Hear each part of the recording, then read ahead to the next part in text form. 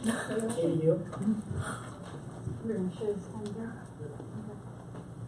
This is Katie Hill, who joined us. They're going to share what God taught them and some highlights.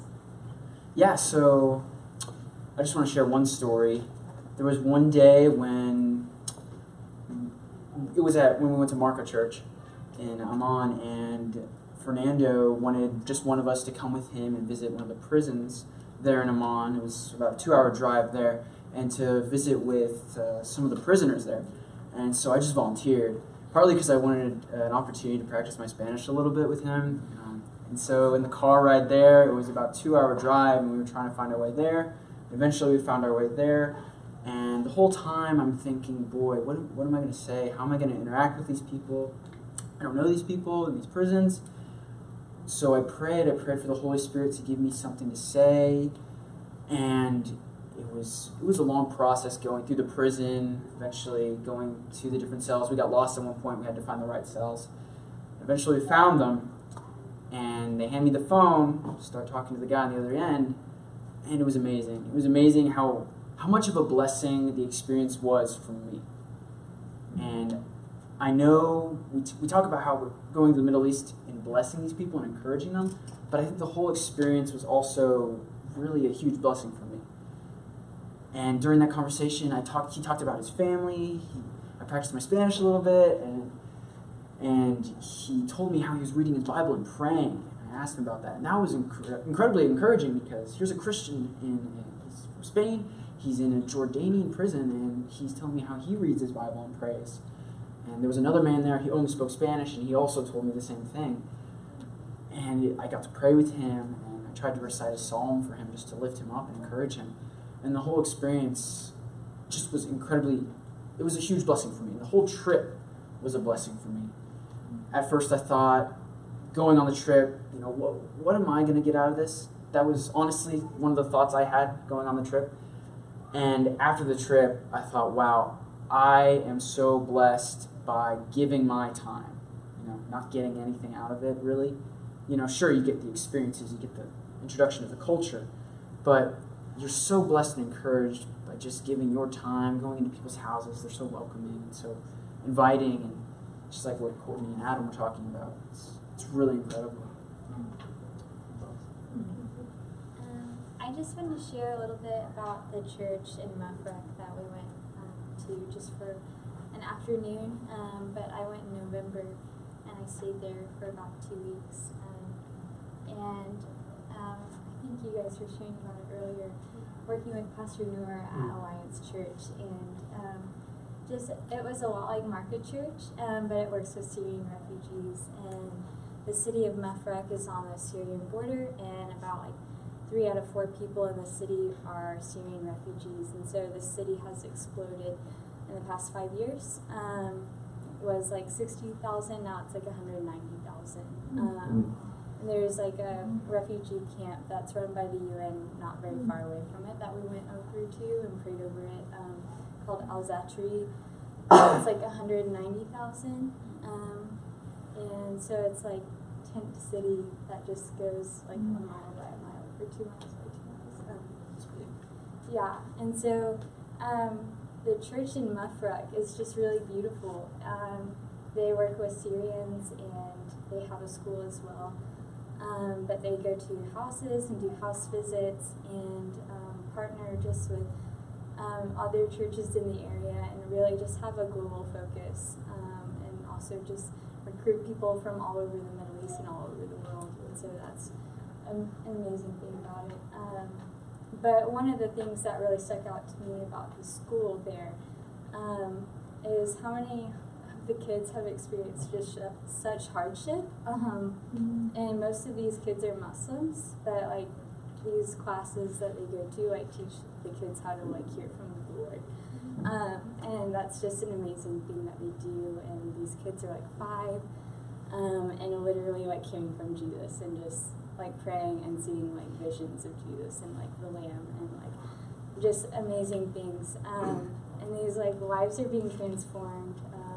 Kids that I've seen their parents shot, and kids with chemical burns on their faces, and they don't know how to read or write, but the church just cares about their well-being, like their spiritual life, and even if they have nothing to contribute back to the world, like they're just loving on them and showing them you have worth and you have value, and you're created in Jesus' image. And so yeah, just like going back was such a treat, and really just getting to be with this team was amazing, and the roads have just been such a blessing in the area. But yeah, just to see what the Lord's doing across Jordan, and like really healing people, and showing that like Islam isn't the answer, but like Jesus is, and that He transcends all cultures. And so yeah, that's all I want to share.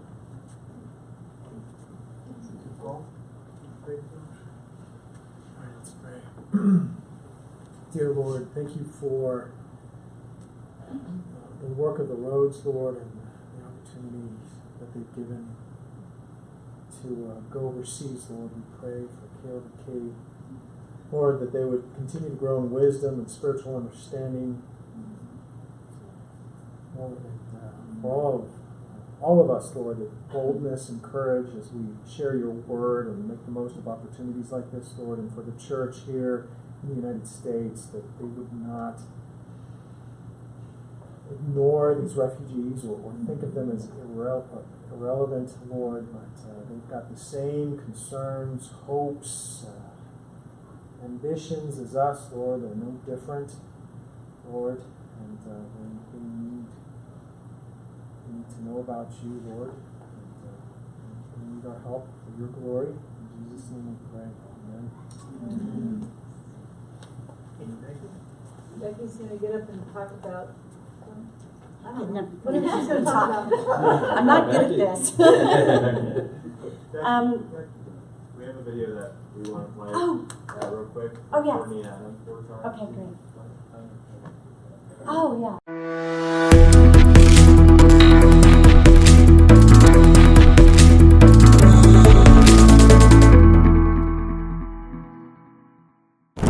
I'm Dawlat Hijazin. I'm the principal for the Good Shepherd Center. This center we opened for the kids Iraqi refugees. Welcome. كان ولد صغير معه 5 خبزات وسمكين، بعدين عطاهم ليسوع، يسوع باركهم وأكل الجميع.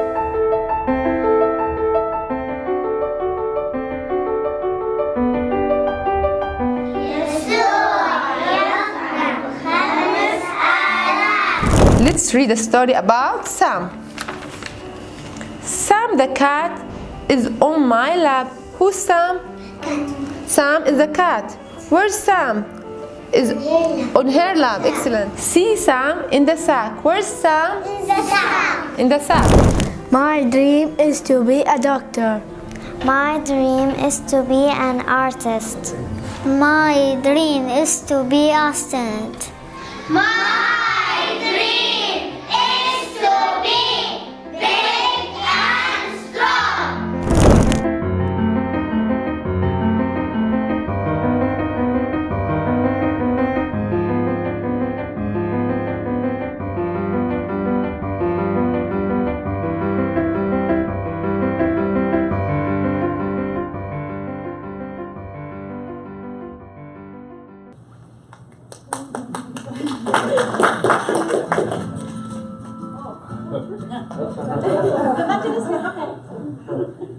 I'll have to talk. No. No, I really want to talk about it because Marka Church is amazing. The work that they're doing with it's the Iraqi and most of them are Christian, and the work that they're doing with helping out with the Syrian Muslim refugees is amazing. They're bringing the women in and teaching them how to sew. They're knitting the sweaters, like Adam said. They're treated horribly by the Muslims in their country. There was a symbol that's over their door that marks them as Christians. Right there. It's right there. We've got some things out there that have the symbol on it, but that symbol is marked over their doors to say this is a Christian home, and they're martyred and treated horribly for being Christians. And for them to reach out to a Muslim family is just amazing to me. It's just crossing over, and that's Jesus in action. I've got a bunch of things that the Marka Church has made, the men and the women. So please come by the table. It supports them. All the money. It got put on my heart. I was like, okay, Melissa, we've got to take some of this stuff back and sell it. And she's like, what? She was so excited that Thank you, God. And she brought back necklaces, which is about the only thing they made when six months ago. And so when I said that to her, and I didn't realize that that's where she'd got those necklaces. And when I said that to her, I think her heart just started beating, because somebody else's heart was beating for this same church. And the work they're doing is fabulous, and it helps the refugees that are working at that church have some money.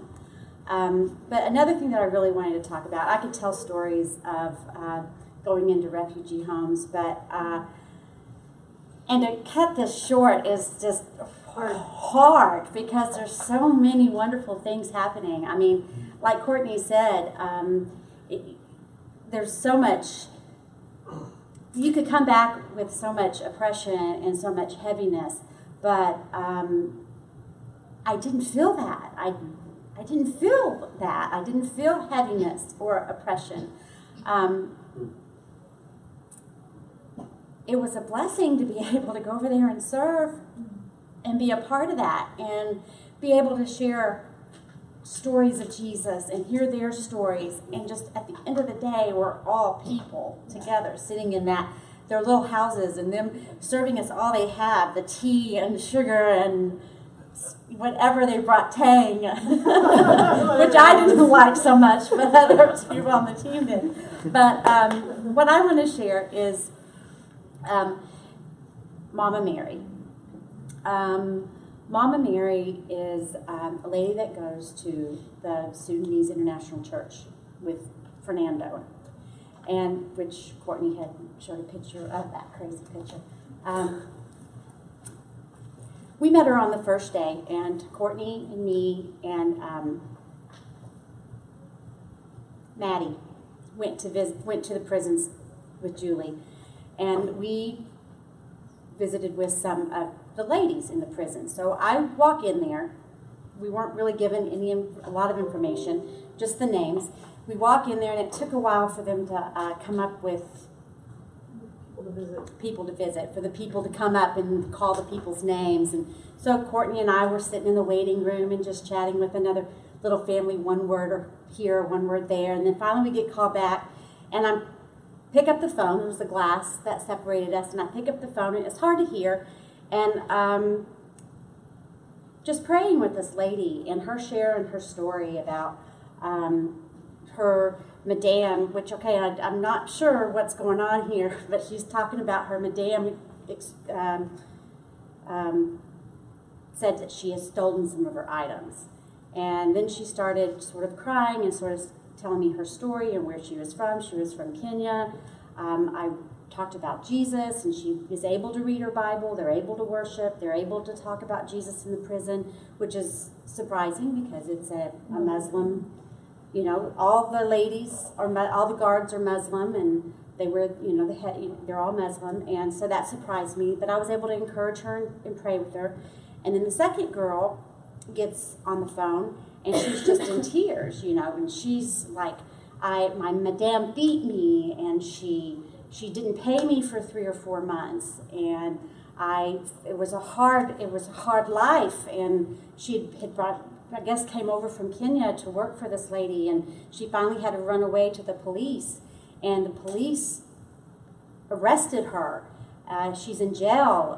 She doesn't have her papers because the madame has her papers, and so she's in jail, and the Muslims come. It's because a Muslim country.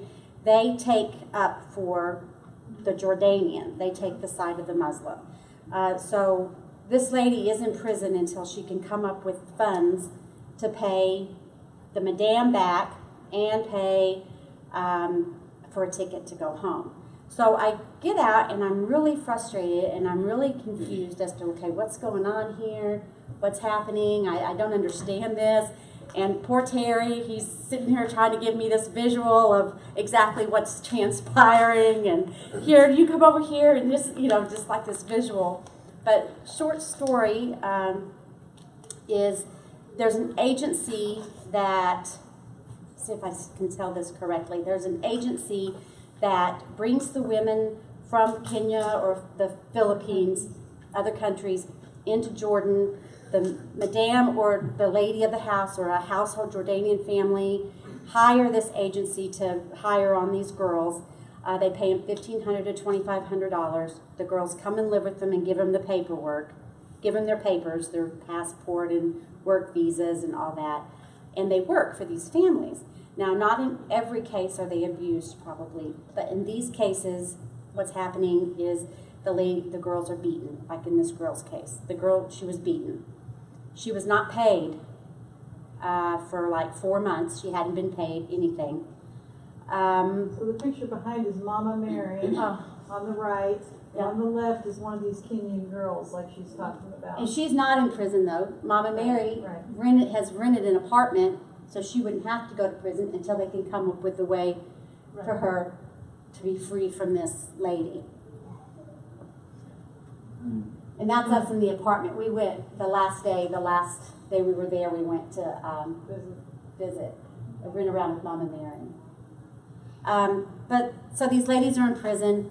The madame won't bring the paperwork in some cases until they get paid the $2,500 that they paid the agency, and which makes no sense.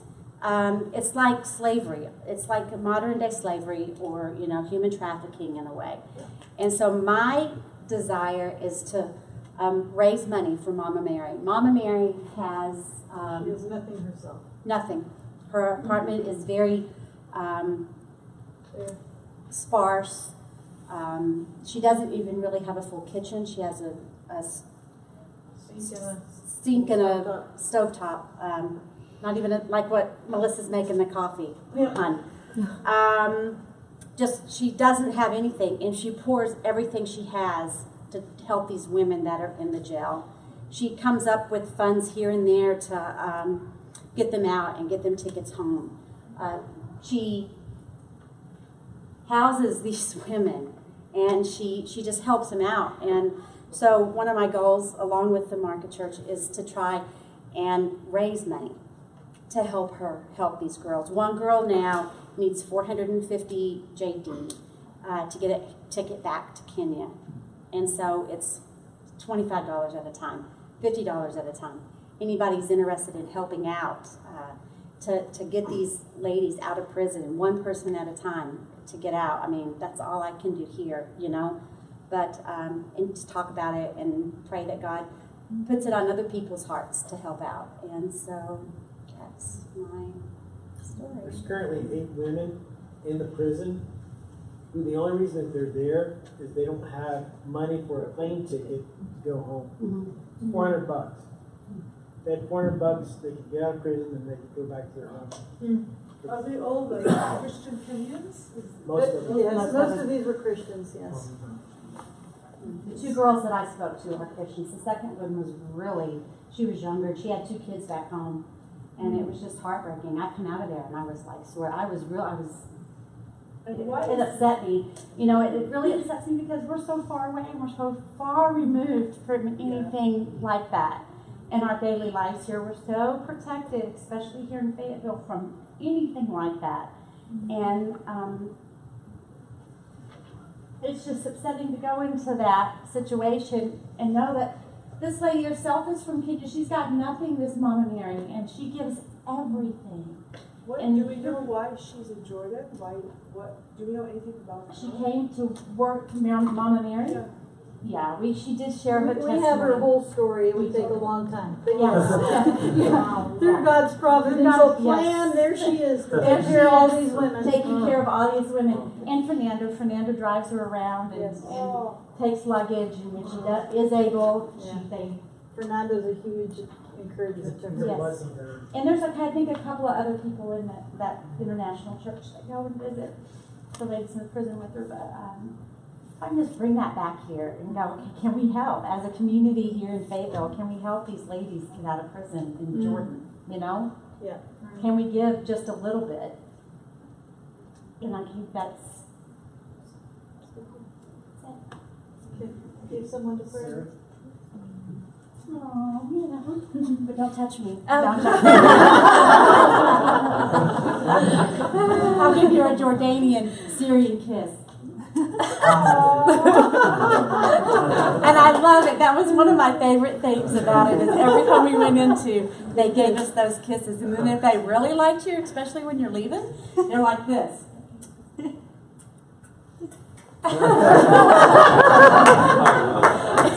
That's great. I feel so much love.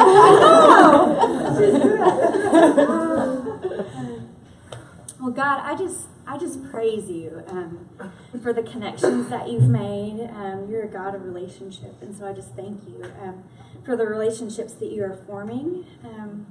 I praise you, Lord, for Mama Mary, just for speaking to her heart and taking care of these women that have been enslaved. And God, I just pray for provision for these women. I pray for provision for Mama Mary. You are Jehovah Jireh. You are a provider. And so, Lord, I just ask you to just pour out blessing on that. And God, I just thank you for speaking to Becky's heart to help raise money for that end. And I just praise you, Lord, for the tears, because that's so special. And you've made such a beautiful connection there, Lord. And I just thank you for her heart to just help sell the stuff that these women have made. And God, I just pray that you would just continue to make connection, Lord, that you would continue to speak to hearts, that you would just continue to show your presence. And God, I just pray that you would give Becky wisdom as she goes about trying to raise funds. And I just pray, Lord, that you would open hearts toward this ministry, that you would give Becky peace as she talks about it. I just thank you for her even being up here tonight and speaking, Lord. It was just beautiful. And, God, we just praise you. You are amazing. In Jesus' name, amen. It's because I don't cry.